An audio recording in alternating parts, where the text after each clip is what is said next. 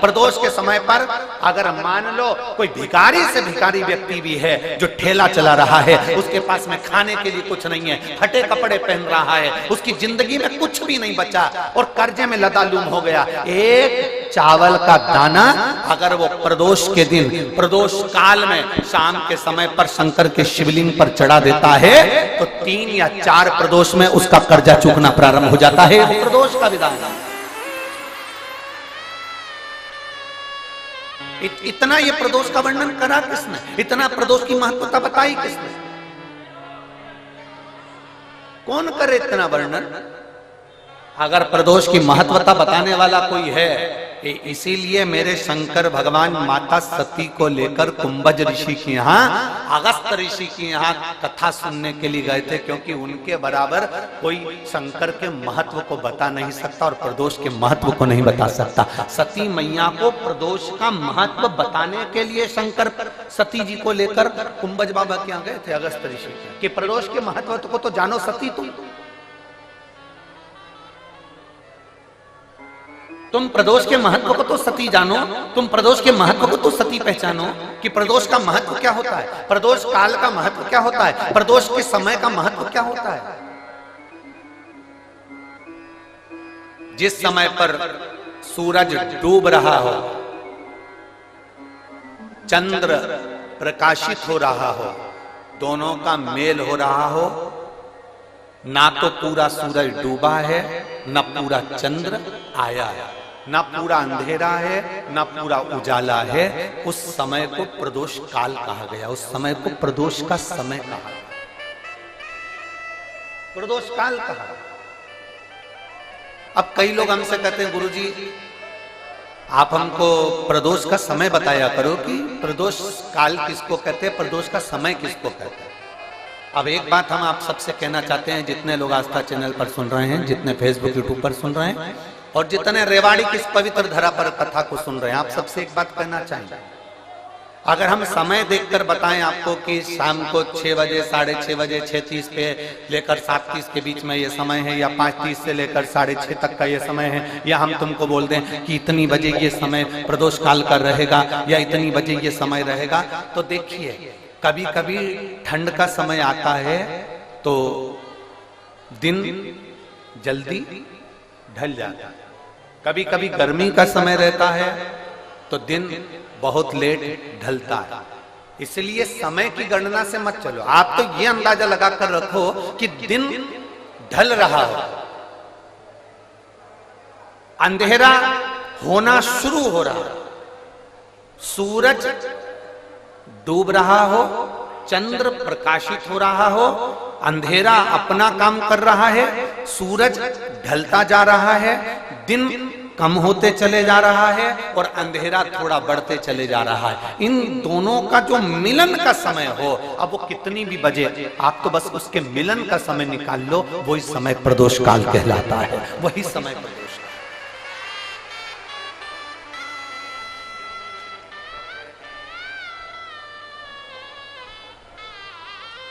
अब प्रदोष काल की पूजन का विधान किसने बनाया?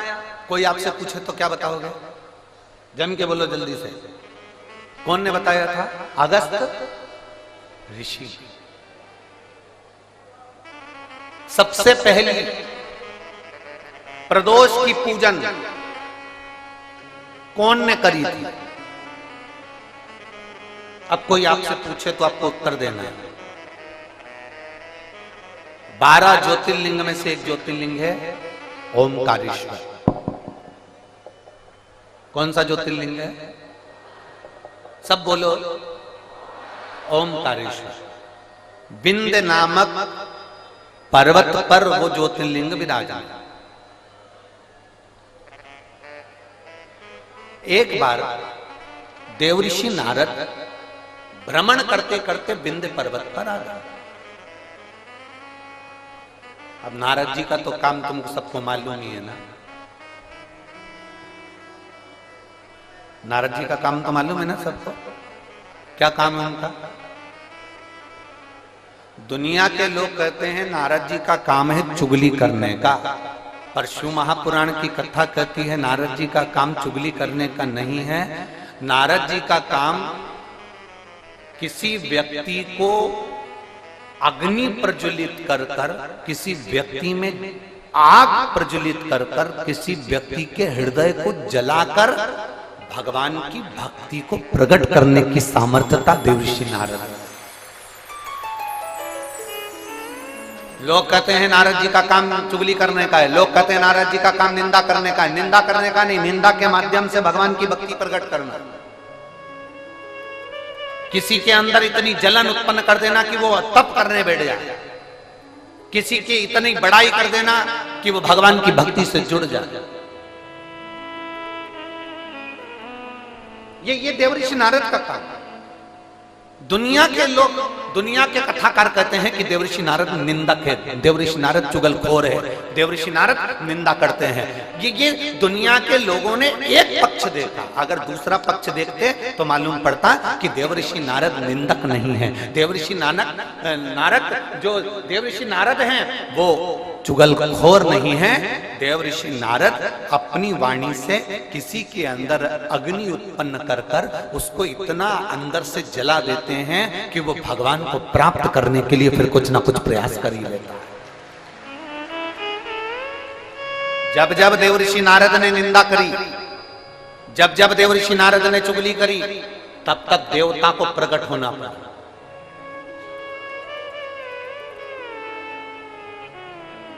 गए थे माता लक्ष्मी के पास में। देवर्षि नारद ने माता लक्ष्मी जी से कह दिया था, मैया बहुत भूख लग रही है, कुछ खाने का है क्या? बहुत तेज भूख लगी है, कुछ खाने का है आपके पास में? मैया ने अंदर से जाकर मोतीचूर का लड्डू ला कर दे दिया।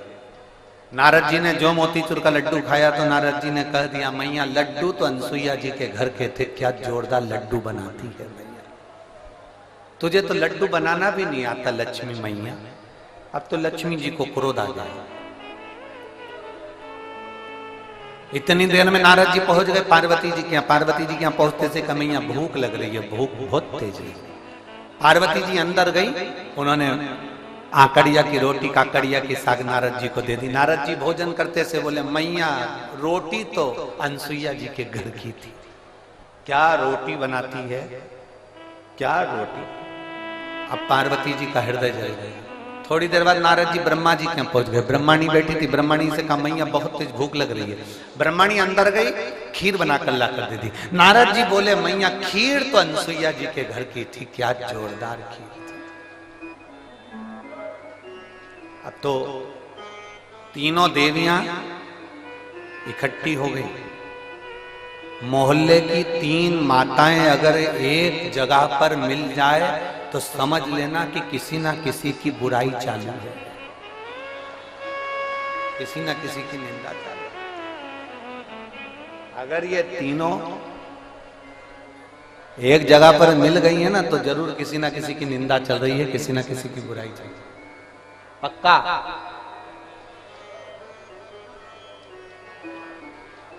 इकट्ठी हो गई। तीनों देवियों ने आपस में विचार करा कि अपन तो परेशान हो गए नारद जी के कारण। अनसुईया अनसुईया अनसुईया अनसुईया, ऐसा क्या अनसुईया में? अपने अपने पतियों को परीक्षा लेने भेज दो। ब्रह्मा विष्णु महेश तीनों परीक्षा लेने के लिए चले। और जैसे ही ब्रह्मा विष्णु महेश परीक्षा लेने के लिए चले, परीक्षा लेने के लिए जैसे ही चल दिए, इतने में तीनों दरवाजे पर पहुंचकर भिक्षा मांग रहे। माता भिक्षाम दे, माता भिक्षाम दे, माता भिक्षाम दे। अनसुईया जी बाहर निकल कर आई और माता अनसुईया जब बाहर निकल कर आई और माता अनसुईया जी ने जो दर्शन किया, दर्शन करते से ही माता अनसुईया जी ने पूछा, देवताओं आपको क्या चाहिए? तो कि भिक्षा चाहिए। अनसुईया जी अंदर गई, पात्र में थोड़ी सी भिक्षा लेकर आई, अन्न का दान देने लगी। इतने देर में जब अन्न का दान देने लगी तब उसी समय पर अनसुईया जी जब अन्न का दान दे रही थी तब तीनों देवताओं ने खड़े होकर कह दिया, हमको भिक्षा ऐसे नहीं चाहिए।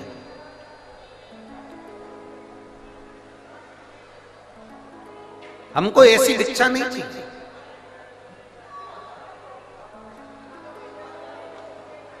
हमको ये भिक्षा नहीं। तो तुमको कैसी भिक्षा चाहिए?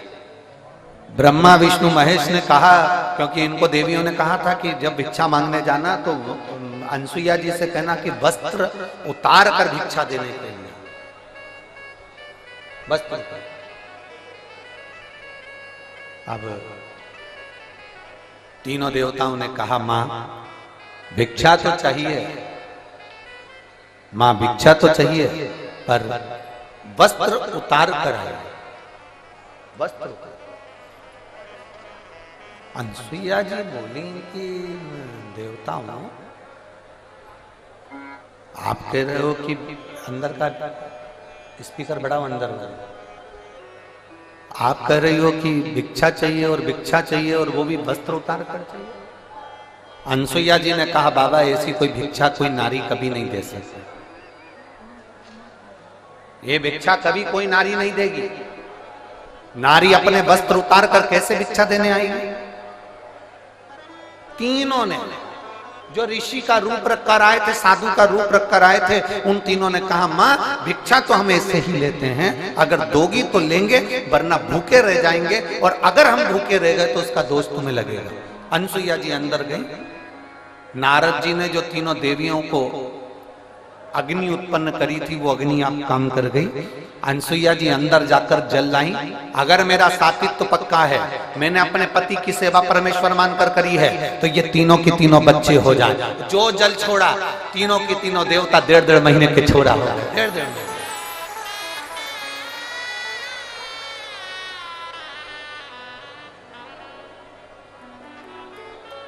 अंत ऋषि तो थे। अनसुईया जी ने विश्वकर्मा जी का ध्यान कर कर चंदन का पलना बनवाया, रेशम की डोरी लगाई, तीनों देवताओं को उसमें विराजमान कर दिया, तीनों देवताओं को उसमें विराजमान कर दिया।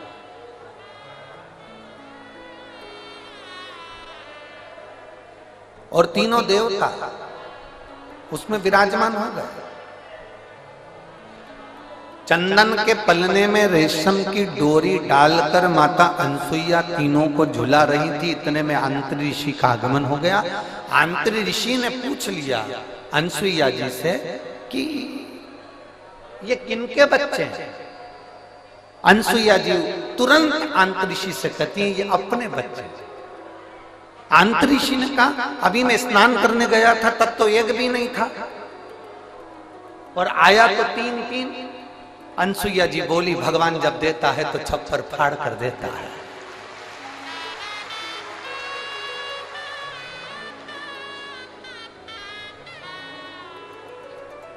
और माता अनसुईया ने डाल दिया पालना, बन कर के झूल रहे 3 देवता। झूल। अब नारद जी का काम देखिए। दुनिया के लोग कहते हैं नारद निंदा करते हैं, दुनिया के लोग कहते हैं नारद चुगली करते हैं। अगर नारद नहीं होते तो चंद्र प्रकट नहीं होते, अगर नारद नहीं होते तो दुर्वासा प्रकट नहीं होते, अगर नारद नहीं होते तो दत्तात्रेय भगवान प्रकट नहीं होते, अगर नारद नहीं होते।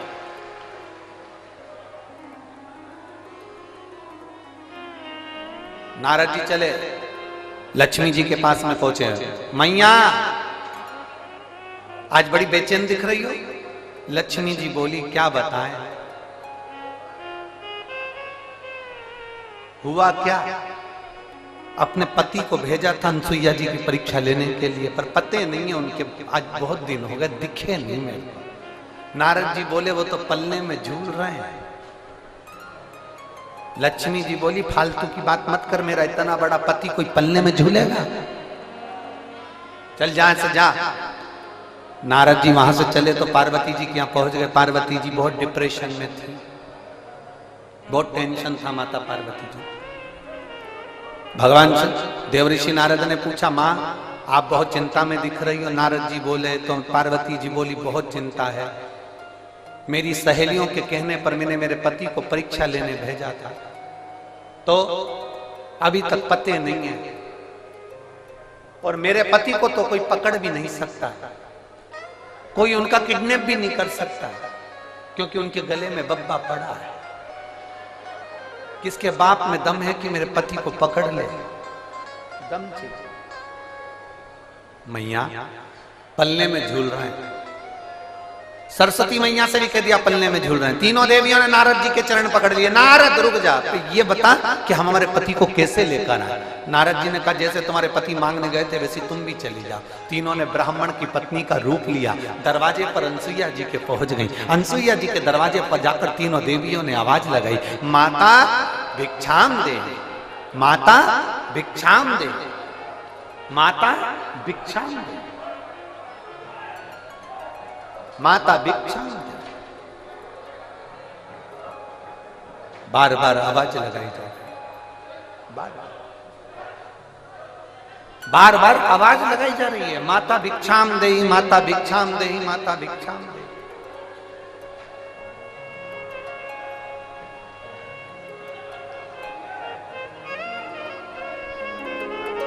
बार बार आवाज आई। और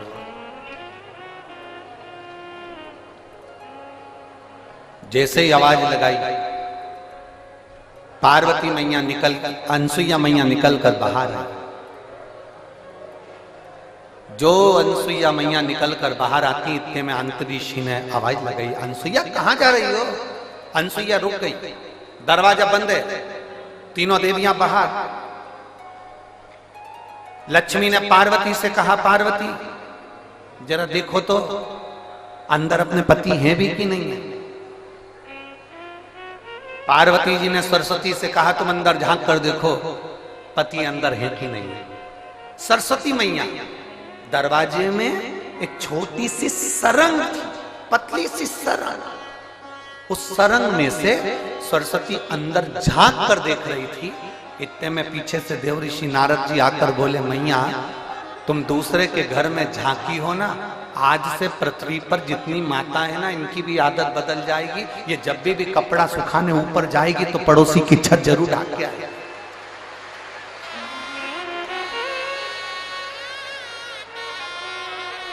ए मैया, होली पे दिवाली पे अपने यहाँ पर पपड़िया बनी कि नहीं बनी, गुजिया बना कि नहीं बना, मठरी बनी कि नहीं बनी, चकली बनी कि नहीं बनी, अपने घर पर अचार डला कि नहीं डला, अपने घर पर कुछ काम हुआ कि नहीं हुआ, इनको कोई मतलब नहीं रहेगा। पड़ोसी क्या जरूर देखेगी तूने क्या बनाया, उससे जरूर। दिवाली पर अपने यहाँ रंगोली डली कि नहीं डली से मतलब नहीं है, पर पड़ोसी की यहाँ रंगोली जरूर देखेगी उसने कौन सी बनी। क्योंकि माँ आप झांकी हो, आप झांकी हो, इसलिए ये गुण आ जाएगा। जब सुना, थोड़ी देर बाद माता अनसुईया जी ने दरवाजा खोला। जैसे दरवाजा खोला, तीनों देवियां चरणों में पड़ गई। तीनों देवियां। अंतऋषि ने अनसुईया जी से पूछा, ये कौन है? अनसुईया जी बोली, ये अपनी बहुएं हैं। आंतरी ऋषि बोले, बेटे इत्ते से बहु साथ साथ हाथ। इतने में तुरंत अनसुईया जी ने तीनों से कहा, तुम्हारे ससुर जी हैं, पांव पड़ो, पांव पड़ो जल्दी से। तीनों देवियों ने आंतरी ऋषि के चरण छुए। आंतरी ऋषि ने अनसुईया जी का हाथ पकड़ा और एक कोने में ले जाकर पूछा, अनसुईया पागल हो गई है? बेटे इत्ते से और बहू लिया साथ साथ हाथ की, तुझमें अक्ल वकल नहीं है क्या? बिल्कुल भी। इतने से बच्चे की कोई शादी करते हैं जो इतनी बड़ी बड़ी बहुएं लेकर आ गई? इतने में अनसुईया जी बोली अपने पति से, स्वामी आजकल की बहुएं कमाता हुआ पति मिल जाता है, लेकर के अलग हो जाती हैं। हमने कैसे पाल पोस कर बड़ा करा हम जानती हैं, अब बड़ा करेगी तब मालूम पड़ेगा, ले जा।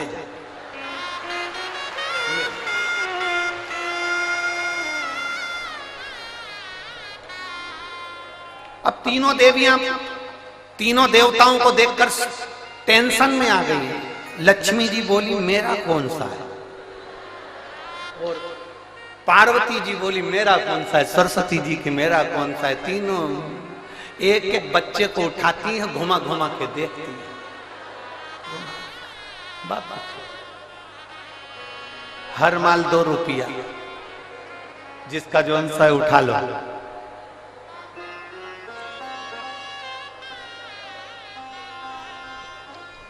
अब उठाएं किसको? लक्ष्मी जी सबसे पहले बोली कि देखो, सबसे पहले मैं विद्वान भी हूं और चतुर भी हूं, और मैं अपने पति को छांट सकता हूं। जो ज्यादा विद्वान होता है, जो ज्यादा चतुर होता है, सब्जी के ठेले पे वही सड़ी हुई भिंडी लेके आता है।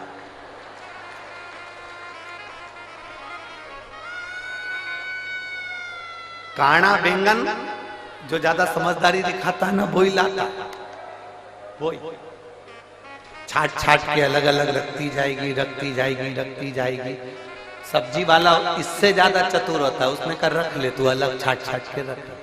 इसने जैसी अलग छाट के रखा, थैली में भरा, भरने के बाद थैली इधर बाजू में रख दी, और जो सड़ा हुआ था उसकी थैली उसके हाथ में टिका दी।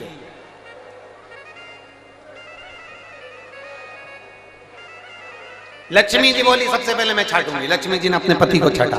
जो छाटने बैठी लक्ष्मी जी, तो भगवान ब्रह्मा जी को उन्होंने अपनी गोदी में उठा लिया, और ब्रह्मा जी को गोदी में उठाकर बोली ये मेरे पति हैं। उनको जो हाथ में लिया, इतनी देर में तो अनसुईया जी को हंसी आ गई। अनसुईया जी को हंसी आई, उन्होंने कहा रुको, इन तीनों को वापिस सुलाओ। जमीन पर सुलाया। अनसुईया जी ने हाथ में जल लिया, अगर मेरा पतिव्रता धर्म प्रबल है, मेरा सात्वित्व पक्का है, तो मैं जल छोड़ती हूँ, ये तीनों के तीनों बड़े हो जाएं। तीनों बड़े हुए, उन्हीं के अंश अवतार चंद्र, दुर्वासा और दत्तात्रेय भगवान प्रकट।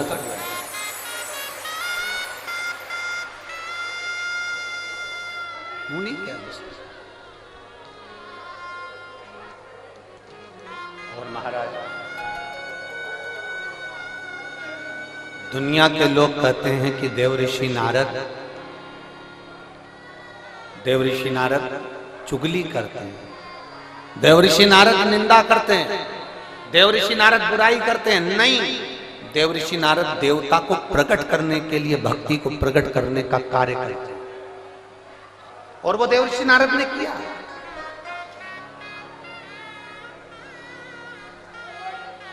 इसीलिए महाराज, नारायण श्रीमन नारायण, नारायण श्रीमन नारायण, नारायण श्रीमन नारायण, नारायण श्रीमन नारायण, नारायण श्रीमन नारायण, नारायण श्रीमन नारायण, लक्ष्मी नारायण सत्यनारायण, नारायण हरि नारायण, लक्ष्मी नारायण सत्यनारायण, नारायण हरि नारायण, बोलो नारायण श्रीमन नारायण, नारायण श्रीमन नारायण, नारायण श्रीमन नारायण। सब बोलिए नारायण श्रीमन नारायण, नारायण श्रीमन नारायण, नारायण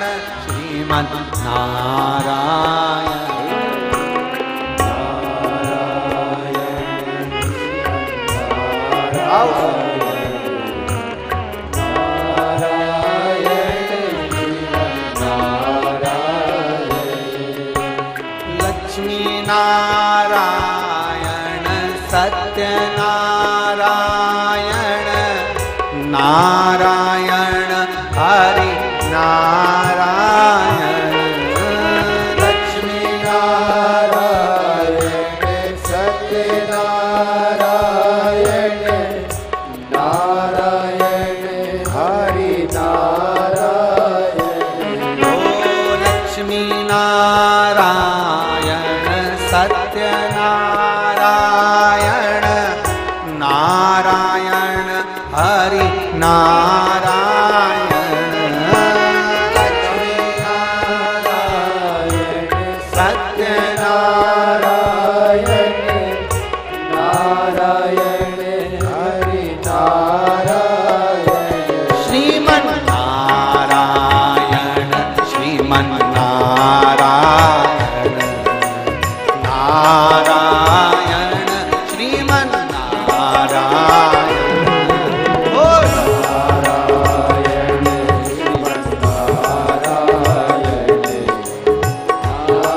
नारायण श्रीमन्नारायण नारायण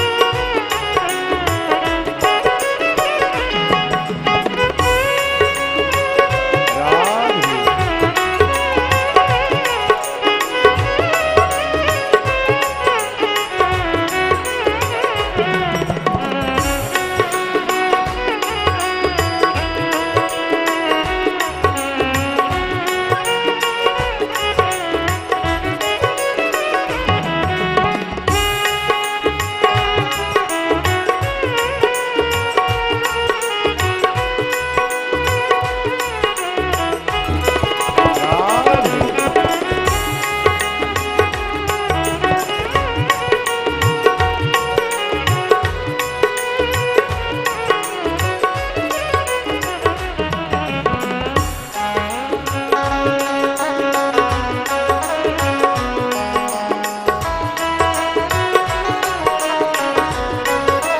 शंभो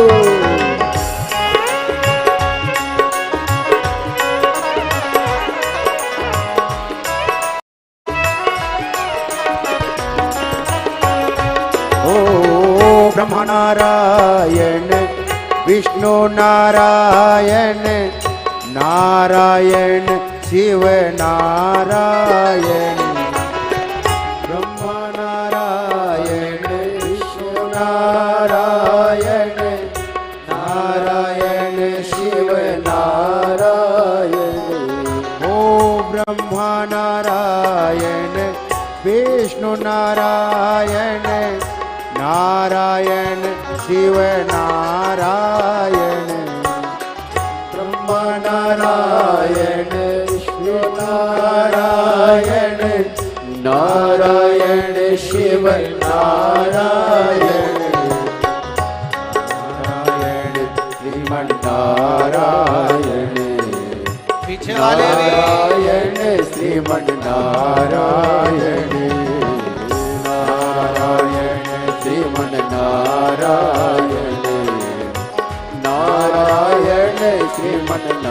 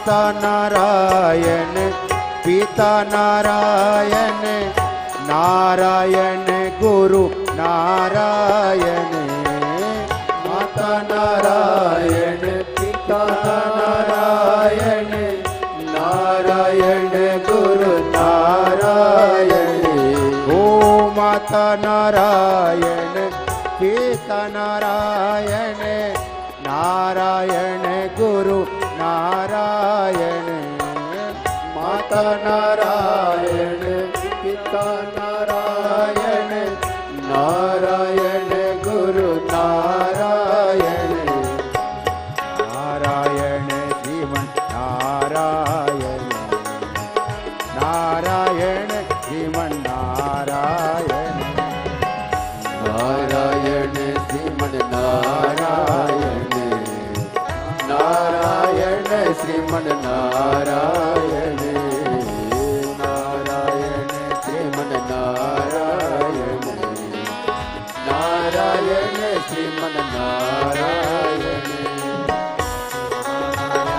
श्रीमन नारायण नारायण श्रीमन नारायण नारायण श्रीमन नारायण नारायण श्रीमन नारायण बोलो नारायण श्रीमन नारायण नारायण श्रीमन नारायण नारायण श्रीमन नारायण नारायण श्रीमन नारायण बोलो नारायण श्रीमन नारायण नारायण श्रीमन नारायण नारायण श्रीमन नारायण नारायण श्रीमन नारायण नारायण श्रीमन नारायण नारायण श्रीमन नारायण ओ नारायण श्रीमन नारायण ओ नारायण श्रीमन नारायण महादेव अपने स्थान पर बैठकर भगवान देवदेव महादेव से दिल से प्रार्थना भाव से बाबा देवदेव महादेव से विनय करें, निवेदन करें, प्रार्थना करें। जहां जगह मिले वहां बैठकर भगवान शिव से अपने मन की बात है। आज कथा का विराम दिवस है। दिल से बाबा से कहकर जाए। 19 तारीख से 25 तारीख तक जो ये पवित्र शिव महापुराण की कथा चल रही है, आज वो विराम की ओर जाएगी।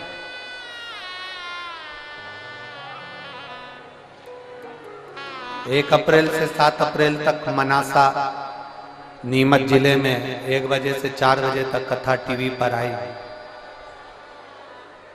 उस कथा का नाम है बेलपत्र शिव महापुराण की कथा।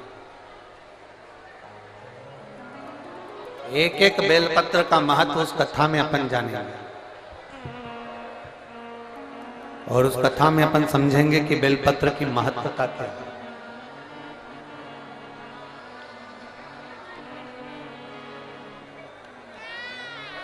जिसको पैरालिसिस लग जाता है, लकवा लग जाता है, अगर वो भी बेलपत्र की कथा में मनासा से हम उसका वर्णन करेंगे कि एक बेलपत्र के बल पर आपके शरीर का लकवा कैसे ठीक हो सकता है।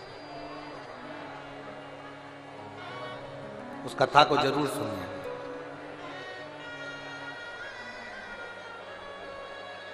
दिल से सब प्रार्थना करें, भाव से बैठकर। जिनको श्री शिवाय नमस्तुभ्यम आता है वो उच्च स्वर में यहाँ तक आपकी आवाज पहुंचे, इस भाव से बोले।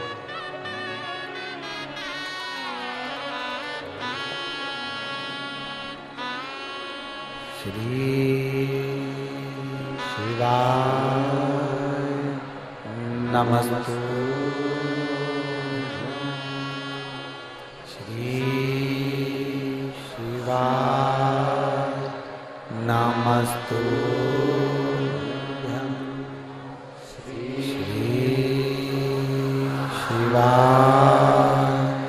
नमस्तु श्री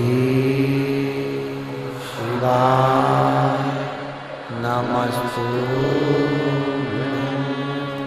श्री शिवाय नमस्तु श्री शिवाय नमस्तु श्री शिवाय नमस्तु भोला सब दुख काटो ओ भोला सब दुख काटो शिव शंकर जपो तेरी माला भोले बाबा जपो तेरी माला भोला सब दुख काटो ओ भोला सब दुख काटो वेश मंगलकारी वेश मंगलकारी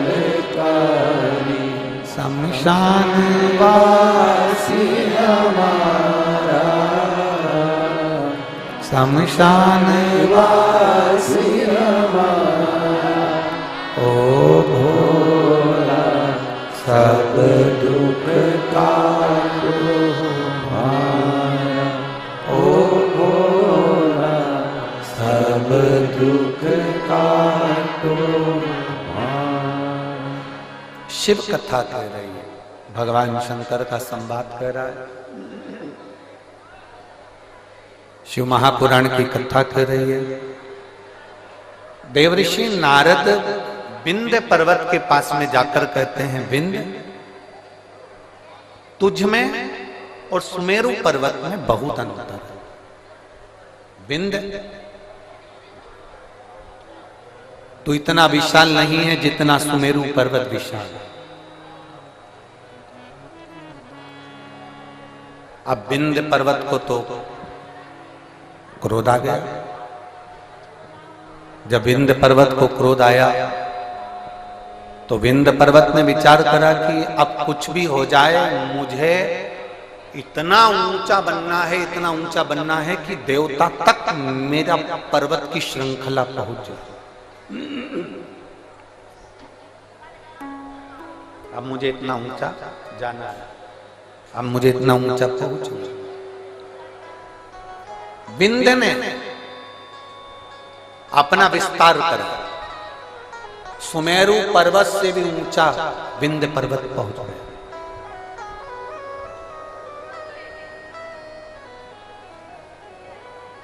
सूर्य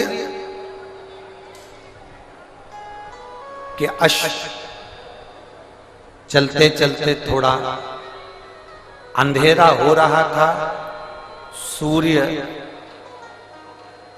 अपना प्रकाश कम कर रहे थे और उस समय पर जाकर सूर्य के अश्व को विंध्य पर्वत के घोड़ों ने, विंध्य पर्वत के शिखर ने सूर्य के घोड़ों को रोक दिया, अश्व को रोक दिया। बहुत सावधानी से सुनना, ये कथा अभी तक हमारे मुखाग्रविंद पर कभी नहीं आई, परंतु ये प्रदोष की सबसे पहली पूजन, प्रदोष काल में सबसे पहली पूजन प्रदोष की कौन ने करी थी और कब करी गई थी, वो कथा चल रही। यदि कोई आपसे पूछेगा तो आप भी बता सकते हो कि हमने ये कथा ऐसे ऐसे प्रदोष की श्रवण करी।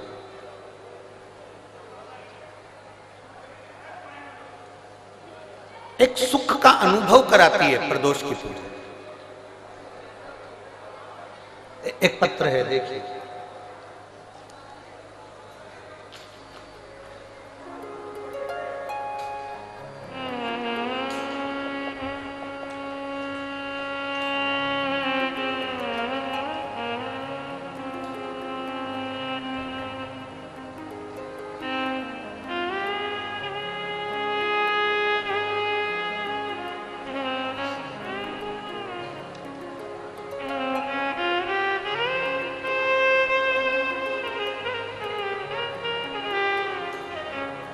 मेरा नाम अंशु है।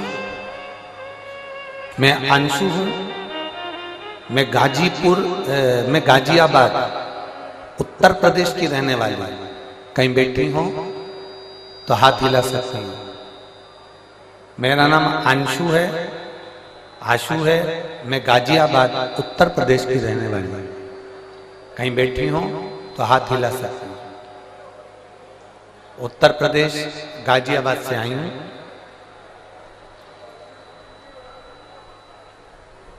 गुरुदेव, मेरी छोटी बेटी के जन्म के बाद मेरी छाती से दूध बहना बंद नहीं हुआ। जब मेरी छोटी बेटी का जन्म हुआ, जन्म होने के बाद से मेरी छाती से दूध बहता रहा। ऐसा कोई डॉक्टर नहीं जिसका हमने इलाज नहीं करवाया, पर वो दूध बहना बंद नहीं हो रहा था, लगातार दूध बहता ही जा रहा था। अब 1 महीना, 2 महीना, 4 महीना, 6 महीना, 8 महीना, 10 महीना इंतजार करा, पर दूध बहना बंद ही नहीं हुआ। तब हमने दिल्ली के एम्स हॉस्पिटल में जांच कराई और जांच में मालूम पड़ा कि मेरी छाती में कैंसर हो गया और मुझे कैंसर बता दिया गया और सर में ब्रेन ट्यूमर बता दिया गया। अब डॉक्टर ने कहा कि कैंसर तो तुमको हो गया है और ब्रेन ट्यूमर भी है, पर इसका ऑपरेशन बहुत जरूरी है। 16 मार्च 2024 ऑपरेशन की तारीख दी गई। आज कौन सी मार्च चल रही है? जम के बोलिए। 23 मार्च 2024।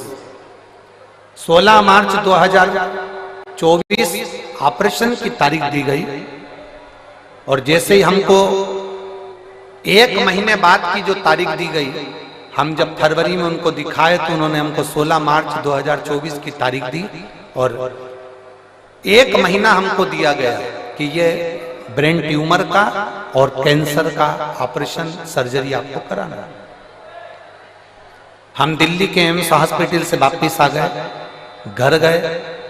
घर पर जाकर हमारे परिवार वालों ने कहा अपन हॉस्पिटल में तो दिखा कर आ गए, अब एक काम करते हैं कि अपन सब लोग मिलकर सीहोर चलते हैं और कुबरेश्वर बाबा की वहां कंकर शंकर की पूजन करेंगे, वहां से अपन मांगकर रुद्राक्ष ले आएंगे। गुरुदेव,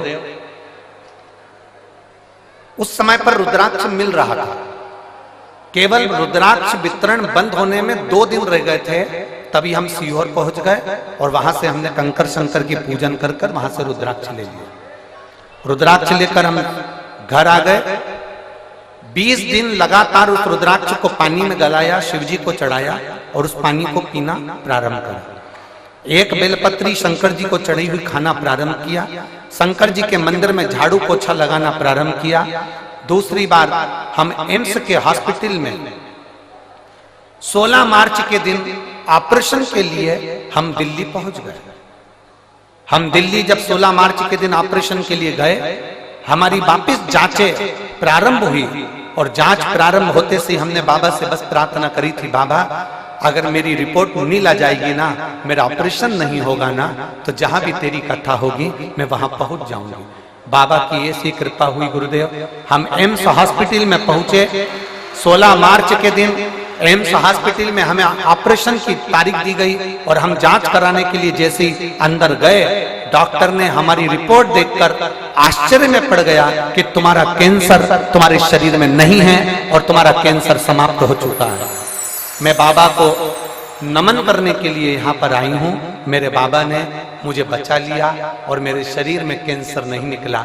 जिस डॉक्टर ने मुझे कैंसर बताया था उसी ने बाद में मना कर दिया। मैं बाबा को धन्यवाद देने। कहीं बैठी हैं क्या? अगर कहीं बैठी हो, आशु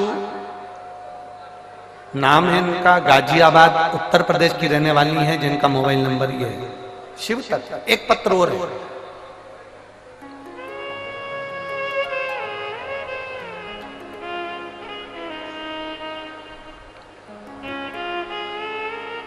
प्रियंका, जिला बिजनौर, ग्राम झीरन के रहने वाली हूँ। प्रियंका जी कहीं बैठी हो तो हाथ हिला सकती है। प्रियंका, मेरा नाम प्रियंका है, मैं जिला बिजनौर ग्राम जीरन की रहने वाली हूँ। कहीं बैठी हो तो हाथ हिलाइए। आप ही हैं? श्री शिवाय नमस्ते। मेरा पुत्र यथार्थ, जिसकी उम्र 7.5 वर्ष का है, आया हुआ है क्या बेटा? आया? लिया लिया लिया।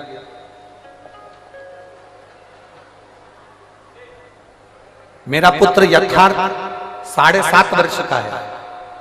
6 मार्च 2023 को अचानक स्कूल में इसको उल्टी होने लगी, और स्कूल में जब उल्टी होने लगी तो हमने नजदीक के हॉस्पिटल में भर्ती कराया। जांच में पता लगा कि बच्चे की पित्त की थैली में पथरी है, और हम पेन क्रिया में सूजन है, जिसके कारण बच्चे को पेन क्रिया का अटैक हुआ है। यह देखते हुए हमने डॉक्टर को बच्चे को देहरादून हायर सेंटर के लिए रेफर कर दिया। जब देहरादून के हायर सेंटर में हम बच्चे को लेकर पहुंचे, 15 दिन इलाज करने के बाद छुट्टी करके घर भेज दिया। तब 7 दिन के बाद बच्चे को सीधे पांव में, सीधी टांग में बहुत भयंकर दर्द उठा। जब सीधी टांग में दर्द उठा, हम बच्चे को लेकर देहरादून उसी अस्पताल में पहुंचे। दोबारा जांच करने पर पता चला कि बच्चे को ब्लड कैंसर हो गया है। एक्यूट ल्यूकेमिया ब्लड कैंसर नामक एक बीमारी से ग्रसित हो गया। गुरुजी, जब यह सुनकर हम बहुत दुखी हो गए, तब डॉक्टर ने सलाह दी कि हमारे यहाँ पर बीमारी के डॉक्टर उपलब्ध नहीं है। इस बच्चे को जोक वाला कैंसर हुआ है, इस कैंसर की बीमारी के हमारे पास डॉक्टर नहीं है। आप देहरादून से इसको ले जा सकते हैं। आप बच्चे को आगे के इलाज के लिए दिल्ली ले जाओ। सर, गंगाराम अस्पताल के लिए हम बच्चे को दिल्ली लेकर आ गए।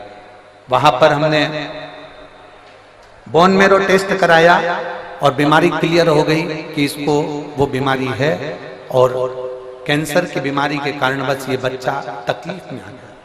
अब करें तो करें क्या? डॉक्टर ने कहा दवाई देकर देखते हैं, अगर ठीक हो जाए, थोड़ा बहुत अंतर आ जाए तो ठीक है, नहीं तो ये बीमारी, इसको जो कैंसर हुआ है, इसका इलाज सरल नहीं है। बच्चे की स्थिति में सुधार होना बहुत कठिन हो गया। जब बच्चे की स्थिति में सुधार नहीं आया, तब हमने पशुपतिनाथ का व्रत करना प्रारंभ करा, और पशुपतिनाथ का व्रत करते करते ही बच्चे को ना जाने कितनी समस्याएं सामने आकर खड़ी हो गई। कहीं उसका बीपी गड़बड़ हो रहा है, कहीं उसका दिमागी दौरा पड़ने लगा, शुगर का लेवल गड़बड़ हो गया, उसको डेंगू हो गया। पशुपति व्रत तो चल ही रहे थे गुरुजी, और उसके साथ में बच्चे को ये तकलीफें और बढ़ गई। अब करे तो करे क्या? इतने घबरा गए। हमने सोचा था कि बच्चे को पशुपति व्रत करेंगे तो थोड़ा सा रोग समाप्त होगा, पर इसको तो बीपी भी हो गया, दिमागी दौरा भी गड़बड़ हो गया, शुगर का लेवल भी गड़बड़ हो गया, डेंगू भी हो गया, और इसको बार बार हॉस्पिटल में भर्ती कराना पड़ रहा था। पर हिम्मत नहीं हारी गुरुदेव। आप कहते हो ना, बाबा कुछ ना कुछ अच्छा जरूर करेगा और बाबा जरूर सुनेगा। हमने फिर वापिस पशुपति व्रत करा, और व्रत करते करते हम सीहोर चले गए, और सीहोर जाकर कुबरेश्वर धाम का रुद्राक्ष लेकर आए, और वहां से कंकर शंकर की पूजन कर कर एक कंकर को उठा लाए। हम रुद्राक्ष गलाकर शंकर जी पर जल चढ़ा देते, बेलपत्री बच्चे को खिला देते।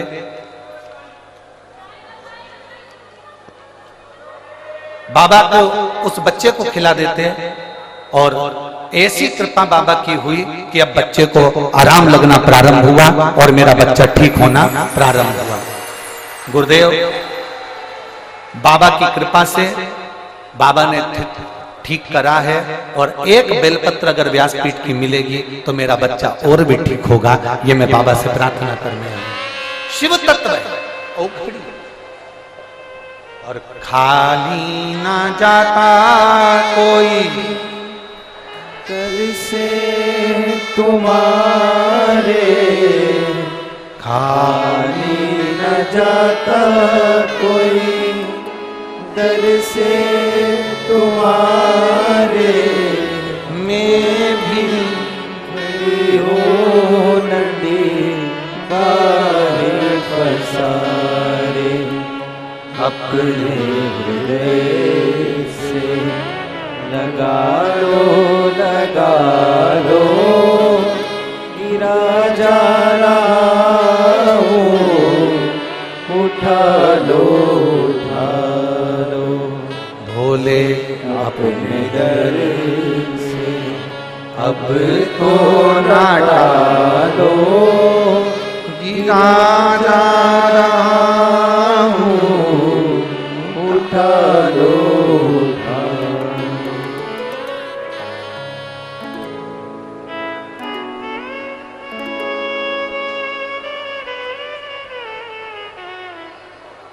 एक पत्र और बड़ा अच्छा है।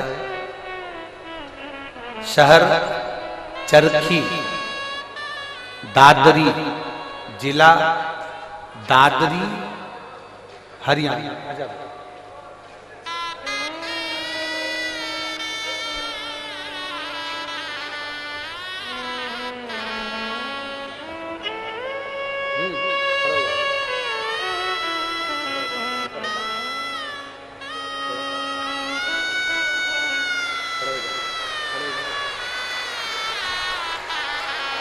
ठीक है, शंभो बोलो श्री शिवाय, श्री शिवाय नमस्ते।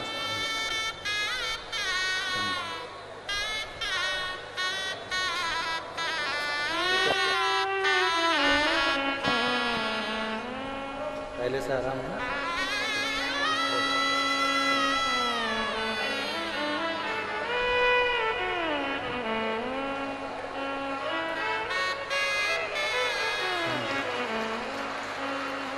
शहर चरखी, दादरी, जिला दादरी, हरियाणा।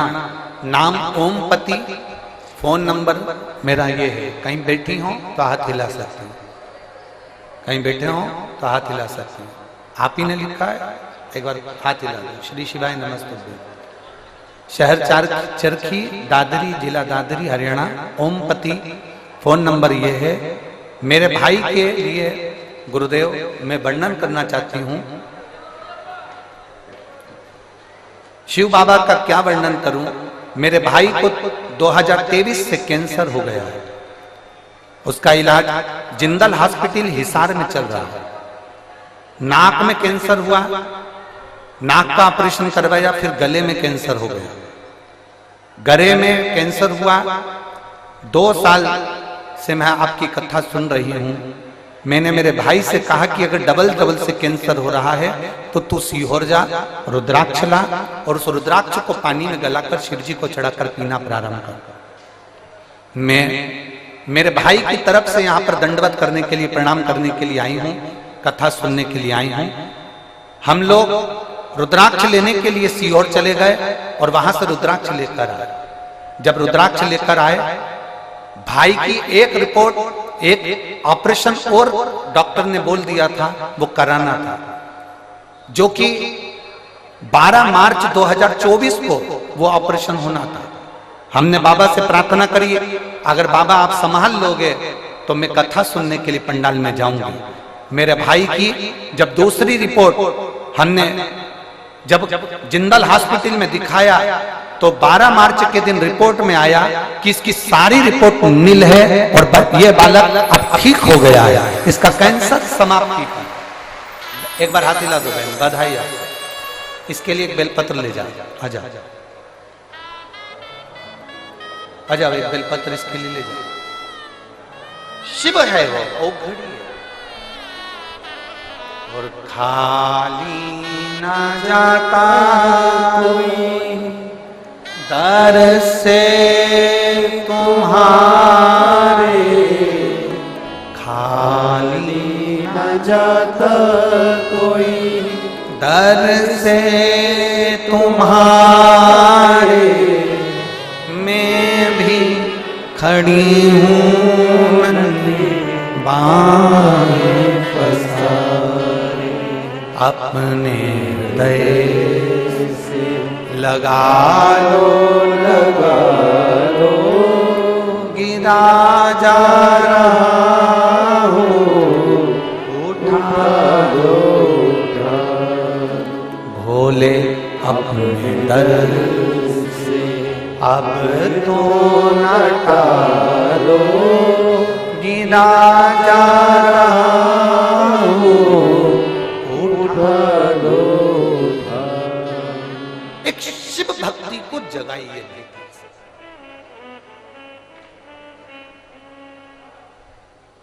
एक लोटा जल सारी समस्या का हल है।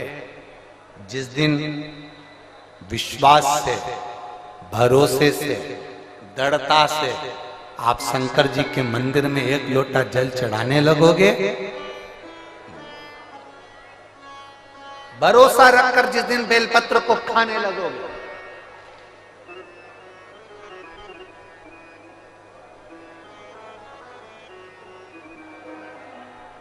जिस दिन बेलपत्र को खाने लगोगे, भरोसा रखकर जिस दिन भगवान शंकर की भक्ति में तुम डूबने लगोगे, उस दिन तुम्हारी जिंदगी की सारी बीमारी, सारा दुख, सारी तकलीफ मेरे काल अधिपति महाकाल राजा की। तुम्हारे जीवन का सारा दुख वो काल अधिपति महाकाल मेरे कुबेर भंडारी, मेरे कुबेरेश्वर महादेव का हो। एक निवेदन हम जरूर करेंगे, कभी मौका लगे, कभी मौका लगे, इस पंडाल में बोलकर जाना बाबा से कि बाबा मुझे ऐसा धन देना कि एक बार मैं भी कुबेरेश्वर धाम सीहोर आ सकूं और तेरे धाम में आकर कथा सुन सकूं, कंकर शंकर की पूजन कर सकूं, वहां का रुद्राक्ष ले सकूं। कभी कभी, और जरूरी नहीं है कि वहां का रुद्राक्ष केवल बीमारी के लिए काम आता है ना, कभी जिंदगी में कुबेरेश्वर धाम जाना और रुद्राक्ष मांग कर लेकर आना। और हम तो कहेंगे, जितने कथा सुनने वाले हैं सारे श्रोताओं से निवेदन करेंगे, लाल धागे में उस रुद्राक्ष को अपने गले में धारण कर कर रखो, जिंदगी में कभी हार नहीं होगी, आगे बढ़ते ही जाओ। चाहे महिला हो चाहे पुरुष हो, चाहे महिला हो चाहे पुरुष हो, गले में रुद्राक्ष होना जरूरी है। पहनो। कई लोग कहते हैं हम तुलसी की माला पहनते हैं, रुद्राक्ष पहन सकते, क्यों नहीं? किसने मना करा? कौन से शास्त्र में लिखा है, कौन सी वेद में लिखा है, कौन से पुराण में लिखा है कि तुलसी को पहनने वाले रुद्राक्ष नहीं पहन सकते, या रुद्राक्ष को पहनने वाले तुलसी नहीं पहन सकते?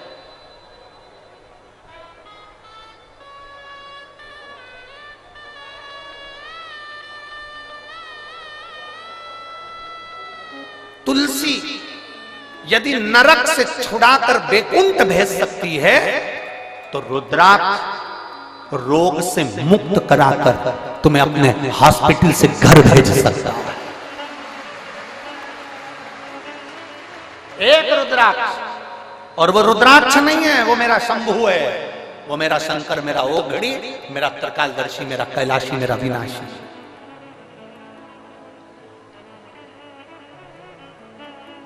कई लोग कहते हैं गुरुजी अभी आपके यहाँ पर रुद्राक्ष उत्सव हुआ, अभी आपके यहाँ पर 26 तारीख को सुबह 10 बजे महादेव की होली है, आप हमेशा भक्तों को वहां बुलाते रहते हैं। हमारा तो निवेदन है किसी बहाने से आओ, चाहे तुम 26 तारीख को होली खेलने के बहाने आओ, चाहे तुम रुद्राक्ष उत्सव के बहाने आओ, और मेरे बाबा के दरवाजे पर एक बार आकर तो देखो, 3 महीने में झोला खाली नहीं करना पड़ेगा वापिस।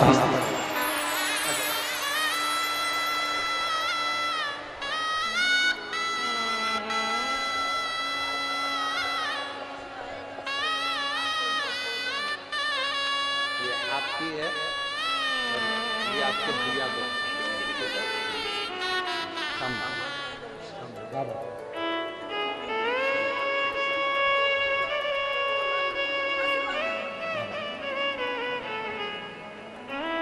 एक बार आप किसी भी बहाने से पर कुबेर भंडारी के दरवाजे पर आओ। अगस्त बाबा तो काशी में निवास कर रहे हैं।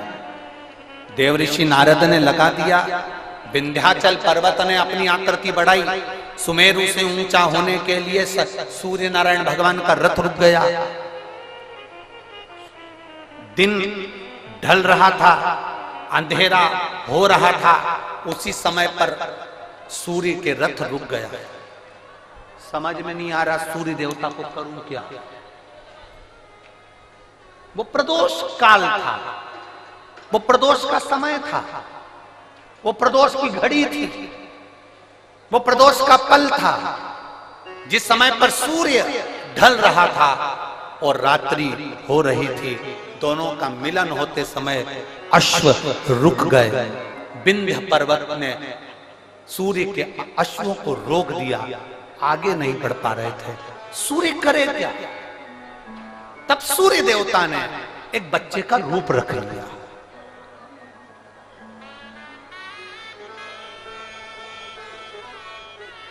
ये दुनिया के लोगों को मालूम होना चाहिए कि पहला प्रदोष का उपास व्रत, प्रदोष की पूजन किसने करी है। ये आपकी आराधना में, आपकी चित्तवृत्ति में आना चाहिए कि प्रदोष के दिन एक चावल का दाना चढ़ाने वाला कभी गरीब नहीं हो सकता, कभी भिखारी नहीं हो सकता, कभी दरिद्र नहीं हो सकता।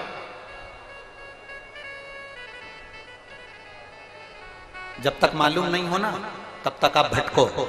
और जिस दिन तुम्हारा विश्वास शिव महापुराण पर हो जाए ना, जिस दिन तुम्हारा विश्वास शंकर जी की कथा पर हो जाए, और इतनी लाखों की संख्या में आप लोग आए हो, लाखों की संख्या में आप लोग आए हो, और करोड़ों की संख्या में लोग टीवी पर कथा सुन रहे हैं, करोड़ों की संख्या में, देश और विदेश में। एक निवेदन करूंगा, पूरे जितने चैनल वाले कथा सुन रहे हैं और जितने यहां कथा सुन रहे हैं, अगर शंकर की कथा पर विश्वास है ना, बाबा की कथा पर अगर भरोसा है, एक लोटा जल और एक बेलपत्री पर भरोसा है, प्रदोष काल में लगाए गए घी के दिए पर भरोसा है, बेलपत्री के वृक्ष के नीचे लगाए गए दिए पर भरोसा है, एक चावल के दाने पर अगर भरोसा है ना, तो ये विश्वास के साथ कहता हूं 6 महीना 8 महीना साल 2 साल में आपके पास में बाबा इतना भंडार भर देगा कि आप भी शिव महापुराण के यजमान बनोगे। आप भी ये शिवपुराण का हम सुनील जी को धन्यवाद दे रहे थे कल भी कि सुनील जी कह रहे थे गुरु जी ऐसा आशीर्वाद दे दो कि हर साल 2 साल में कथा करवाते रहे। हमने सुनील जी से कहा, सुनील जी शंकर भगवान की कथा का सबसे बड़ा एक फल है और एक नियम है कि जो इस कथा को करवा लेता है ना, वो लाइन लगाकर फिर खड़ा हो जाता है कि एक कथा हमें वापिस मिले। ये नियम है इस कथा।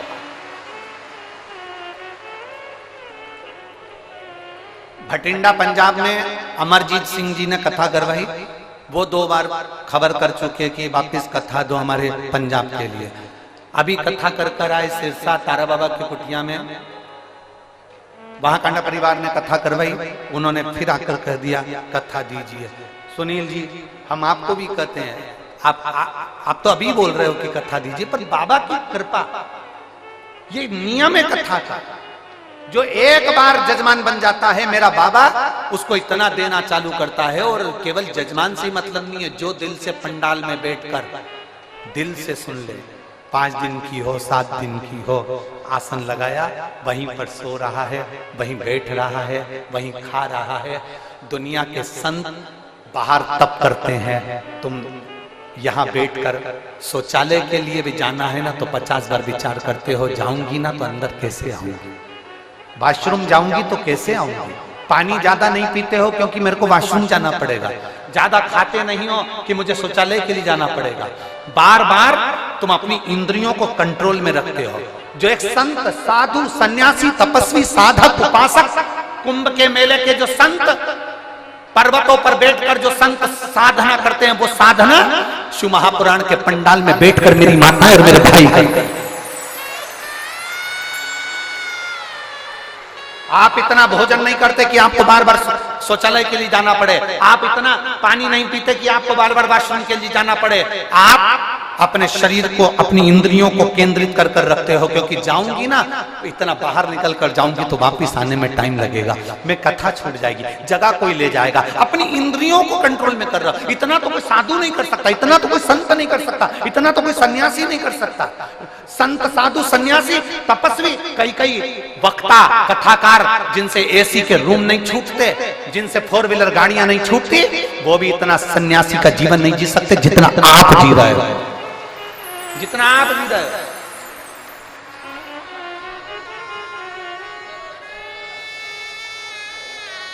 एक संत का भाव है आपका। गर्मी लग रही है, टेंट हिल रहा है, हवा चल रही है, टेंट उखड़ रहा है, पाइप गिर रहे हैं, कहीं कुछ प्रॉब्लम चल रही है, और उस बीच में तुम्हारा विश्वास, 5 दिन के लिए रेवाड़ी आई हूं, मेरे बाबा के भरोसे आई हूं, मेरा बाबा तेरे दरवाजे पर मैं आई हूं ना मेरे कुबेर भंडारी, तो मेरे दरवाजे पर तू भी आएगा, ये मेरा विश्वास लेकर आए, ये मेरा विश्वास। और हो भरोसा दृढ़,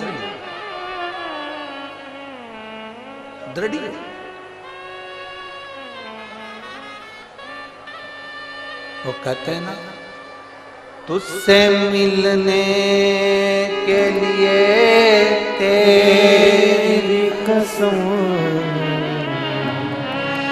ये मेरे बाबा से मिलने का ये केंद्र बिंदु है शिव पुराण की कथा।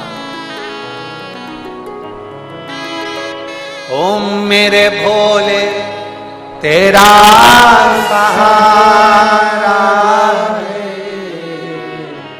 मेरे भोले तेरा सहारा है, मेरी नैया का तू किनारा है, मेरी नैया का तू किनारा।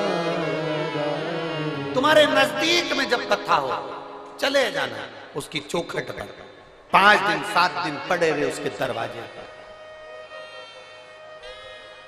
तारने वाला हो, और फिर कहेंगे खाली नहीं जाऊंगा, खाली नहीं, खाली जा ही नहीं सकता। अगर खाली गए होते तो ये इतने सारे पत्थरों का ढेर नहीं लगता जो अंदर भरे पड़े। एक पत्र है, देखिए,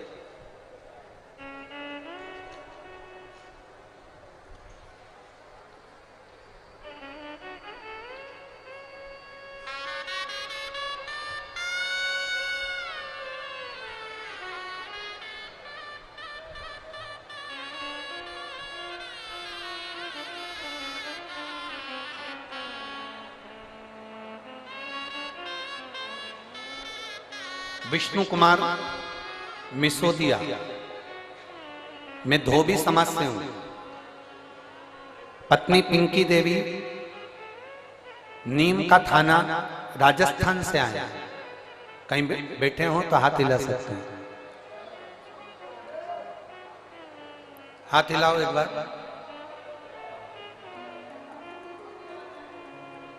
कहीं बैठे हो तो हाथ हिला सकते हैं, दिख गए? ऐसा हाथ हिला तो दिख जाओ। हाँ ठीक है, दिख गया, दिख गया, ठीक है। वो वाले पंडाल में, हाँ दिख गए, ठीक है। मैं विष्णु कुमार सिसोदिया धोबी समाज से हूँ, पत्नी पिंकी देवी नीम का थाना राजस्थान से हूँ। बाबा के 1 लोटे जल का मैं क्या वर्णन करूं। मेरा बेटा 7 साल से सरकारी नौकरी की तैयारी कर रहा था। 7 साल से उसका एग्जाम ना क्लियर हुआ, ना वो आगे बढ़ा। बेटा आखिरी में निराश हो गया। जब बेटा निराश हुआ तो मार्ग से भटकना चालू हो गया। तब मैंने अपने बच्चे से कहा कि तू सीहोर वाला महाराज कथा कहता है, आस्था चैनल पर आती है, उसकी कथा सुनागा। मेरा बेटा कहता है ऐसे तो ढेर सारे महाराज आते हैं कथा कहने वाले, महाराजों का तो काम ही है कथा कहना, उनकी कथा से क्या करना है, तू कथा तो सुन। मेरे बेटे ने पहली बार कथा सुनना प्रारंभ करा, 7 साल से एग्जाम दे रहा है पर किसी में क्लियर नहीं हुआ। तब मेरे बेटे ने आपकी कथा पर भरोसा कर शंकर जी के मंदिर में 1 लोटा जल चढ़ाना प्रारंभ करा। जो मंदिर में फूल पत्ती रहते थे उससे मंदिर के भगवान शंकर का श्रृंगार करना प्रारंभ करा। आज मैं बाबा को धन्यवाद देने के लिए आई हूं, जिस बेटे का विश्वास कभी देवता के प्रति नहीं था, आज आपको इतना मानता है, क्योंकि उसका दिल्ली पुलिस में उसका सिलेक्शन हो गया और बाबा की कृपा से उसका ज्वाइनिंग लेटर आ गया। मैं बाबा को यहां धन्यवाद देने के लिए आया। बधाई बहन आपको, एक बार हाथ हिला दो ऐसा, श्री शिवाय नमस्ते। ठीक है बैठिए, बधाई। शिव तत्व है, लोग हिम्मत हारते हैं। शिव महापुराण की कथा कहती है हिम्मत हारने की जरूरत नहीं है। अगर भरोसा पक्का है भगवान देवाधिदेव महादेव पर, अगर तुम्हारा भरोसा प्रबल है तो हिम्मत नहीं है।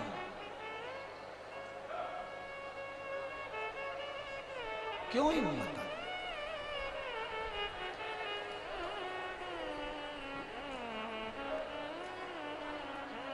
शंभु शरणे पड़ी माऊ घड़ी रे घड़ी दुख काटो,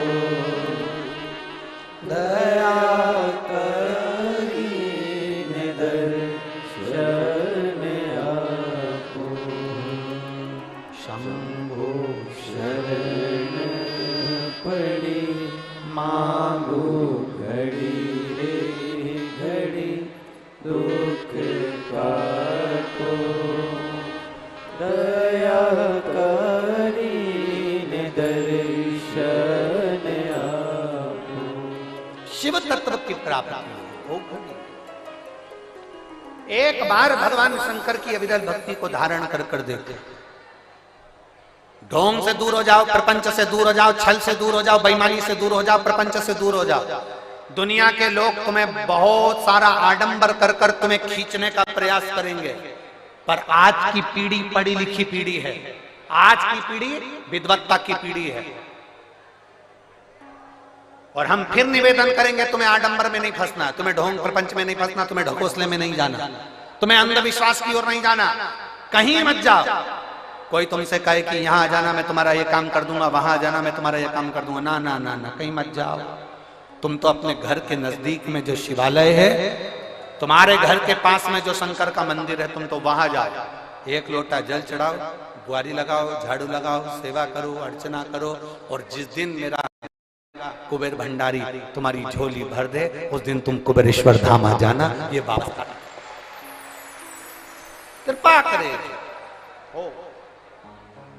और इतना दे मेरा कुबेर भंडारी, तुम्हारे को इतना झोलियों में भर दे कि तुम भी अपने नगर में, अपने गांव में, अपने शहर में शिव महापुराण की कथा करने के लिए लालायित रहो।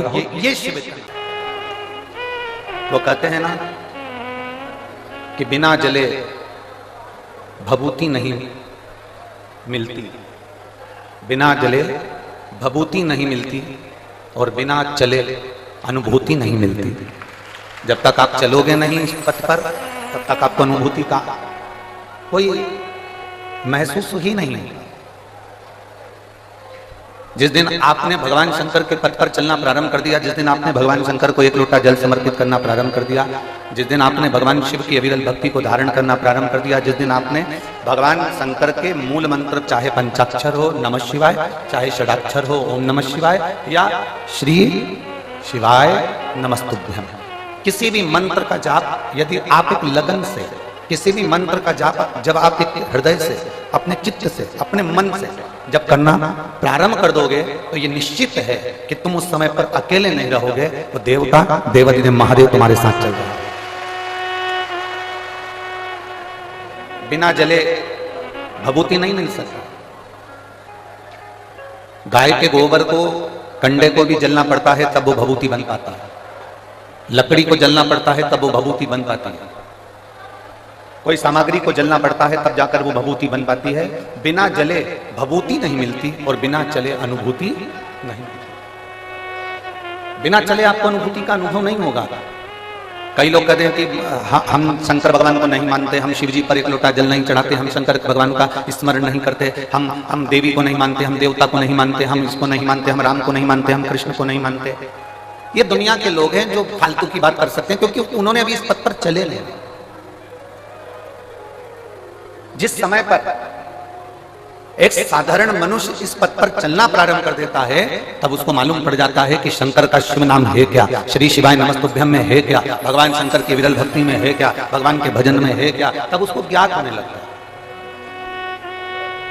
और तेरी कृपा बिना न हिले एक भी अणु, लेते हैं श्वास तेरी कृपा से तनु तनु। बखान क्या करूं मैं राखों के ढेर का, चपटी भभूत में खजाना कुबेर का। हे गंगहार मुक्ति द्वार ओमकार तू, बोले ओमकार तू। आयो शरण तिहारी शंभु तार तार तू। बिना चले अनुभूति नहीं हो सकती। आप इस पथ पर जब चलेंगे, आप जब शंकर जी के मंदिर जाना प्रारंभ करेंगे, आप जब शिव जी को एक लोटा जल चढ़ाना प्रारंभ करेंगे, आप जब भगवान शंकर का गुणगान करना प्रारंभ करेंगे, आप जब भगवान शिव की अविरल भक्ति को धारण करना प्रारंभ करेंगे, आप जब श्री शिवाय नमस्तुभ्यम मंत्र बोलना प्रारंभ करेंगे, आप जब एक बेलपत्री उठाकर भगवान शंकर पर चढ़ी हुई खाना प्रारंभ करेंगे, तब तुम्हें अनुभव होगा कि इस पथ पर चलने का लाभ क्या होता है, भगवान शंकर की भक्ति का लाभ। शिवलिंग को केवल शिवलिंग मत मानना। भगवान शंकर के शिवलिंग को केवल शिवलिंग मानने की गलती ना करिए। भगवान शंकर के शिवलिंग को केवल शिवलिंग ना समझिए। तुम्हारे घर में जो भगवान शंकर का लिंग विराजमान है, भगवान शंकर का शिवलिंग विराजमान है, उसको केवल शिवलिंग मत समझिए। उसको केवल शिवलिंग समझने का प्रयास ना करिए। भगवान शंकर का अगर शिवलिंग आपके घर में विराजमान है, भगवान शंकर का शिवलिंग आपके घर में शिवालय में विराजमान है, भगवान शंकर का शिवलिंग आपके घर के पास में कोई मंदिर में विराजमान है, भगवान शंकर का शिवलिंग यदि आपके नजदीक में विराजमान है, तो यह समझ लेना कि वो शिवलिंग नहीं है, वो शंकर का केवल शिवलिंग नहीं है। यह समझ लेना कि कोई बड़ा, दुनिया का सबसे बड़ा हॉस्पिटल तुम्हारे घर के अंदर और तुम्हारे घर के नजदीक में विराजमान है।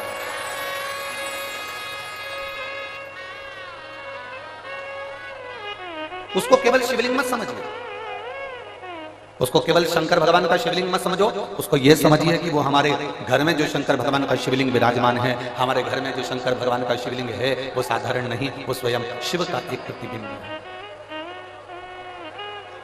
देखिए, आज कथा का विराम दिवस है। हम तो यही कहेंगे, हमने आज तक शिव महापुराण की कथा में जो देखा है, जो हमने अनुभव किया है, वही हम आपको बता रहे हैं कि जैसे मेहमान 15 दिन, 8 दिन, 5 दिन तुम्हारे घर में रहते हैं, वो बच्चों को कुछ नहीं देते, पर मेहमान जब जाने लगते हैं तो अपना पर्स खोलकर अपने घर के बच्चों को जरूर कुछ ना कुछ देकर जाते हैं। उसी तरह मेरा देवाधिदेव महादेव कथा का विराम होता है तो कुछ ना कुछ देकर जरूर जाते हैं।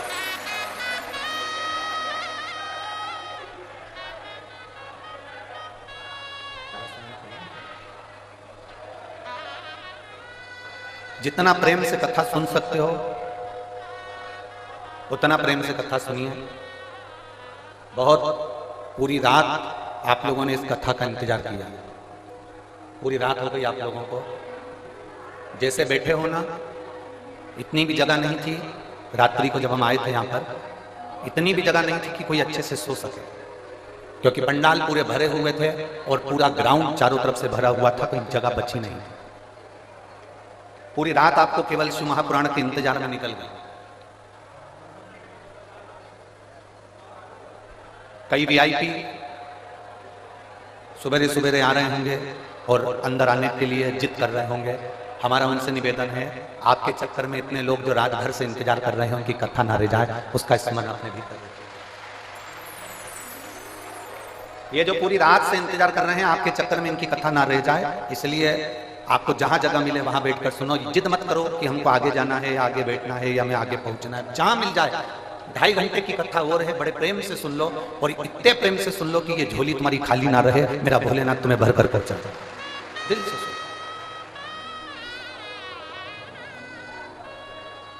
शंभु शरण मांगू घड़ी रे घड़ी दुख काटो दया करी दर्शन आपो शंभु शरण पड़ी मांगू घड़ी रे घड़ी दुख काटो दया करी दर्शन आपो। शिव कथा कर